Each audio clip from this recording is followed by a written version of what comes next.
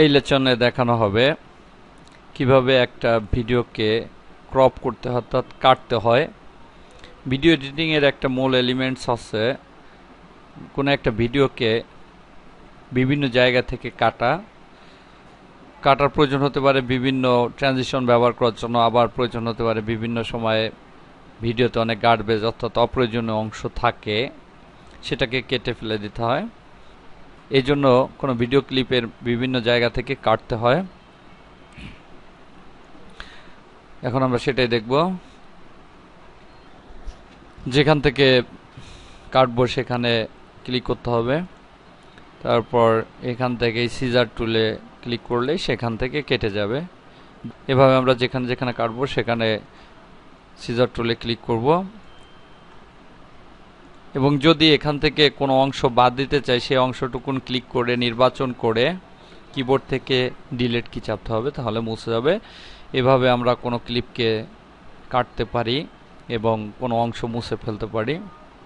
আবার যদি ইউলিড video studio এর নিজের মাধ্যমে কাটতে চাই তাহলে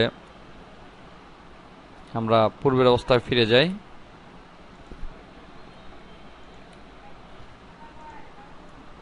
এখানে আরেকটি ভিডিও ক্লিপ আনি। এখানে দেখা যাচ্ছে স্প্লিট বাই সিন, এটার মাধ্যমে ভিডিওটির বিভিন্ন সিনকে আলাদা করা যায়।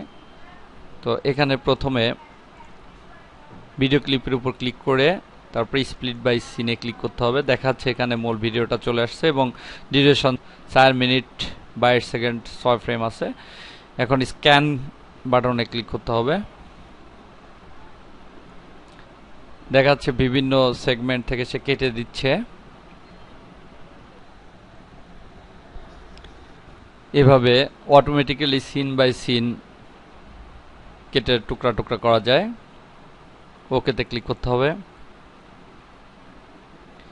এবার যদি আমরা ভিডিও ক্লিপটাকে দেখি তাহলে দেখব সিন বাই সিন সে কেটে দিয়েছে, বা এখানে ছোট করে দেখা যায় সিন বাই সিন কাটা হয়ে গেছে।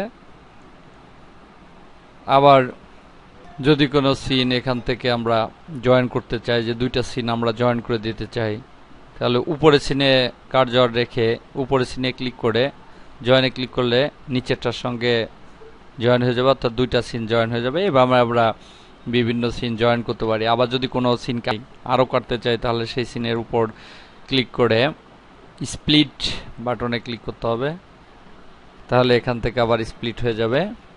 এভাবে সিনকে আমরা আলাদা আলাদা করতে পারি অটোমেটিক্যালি। আবার আমরা আগের অবস্থা ফিরে যাই। যদি মাল্টি টিম করতে চাই তাহলে এখানে ক্লিক করতে হবে। এখানে ক্লিক করে অর্থাৎ যেখান থেকে আমি কাটতে চাই সেখানে নির্বাচন করব। যেমন আমি চাচ্ছি এখানে একটা ক্লিক করলাম বাঁ দিকে, অর্থাৎ এটা আমার বাঁ সাইড, এবং পরে একটা সাইড নিলাম সেটা আমার ডান সাইড। তার মানে এখান থেকে এটুকুন কেটে নিচে এসে বসলো। আবার একটা জায়গা নির্বাচন করি, এখান থেকে আমি এটুকুন নিতে চাই, তাহলে ওইটুকুন এসে নিচে বসলো। এভাবেও আমরা মাল্টি টিমের মাধ্যমে ভিডিওকে ক্রপ করতে পারি। আবার যদি কোনো স্টিল ইমেজকে আমি রাখতে চাই, অর্থাৎ আমি যদি কোনো ভিডিও থেকে কোনো স্টিল ইমেজ নিতে চাই তাহলে যেখান থেকে নেব সেখানে ক্লিক করে সেভ অ্যাজ স্টিল ইমেজে ক্লিক করলে এখান থেকে ইমেজ কেটে নিয়ে এখানে রাখবে। এভাবে আমরা বিভিন্ন ভিডিও থেকে স্টিল ইমেজ কেটে নিতে পারি। এভাবে মূলত আমরা ইউলিড ভিডিও স্টুডিওতে বিভিন্নভাবে কোনো ভিডিও ক্লিপকে ক্রপ করতে পারি, অর্থাৎ কাটতে পারি।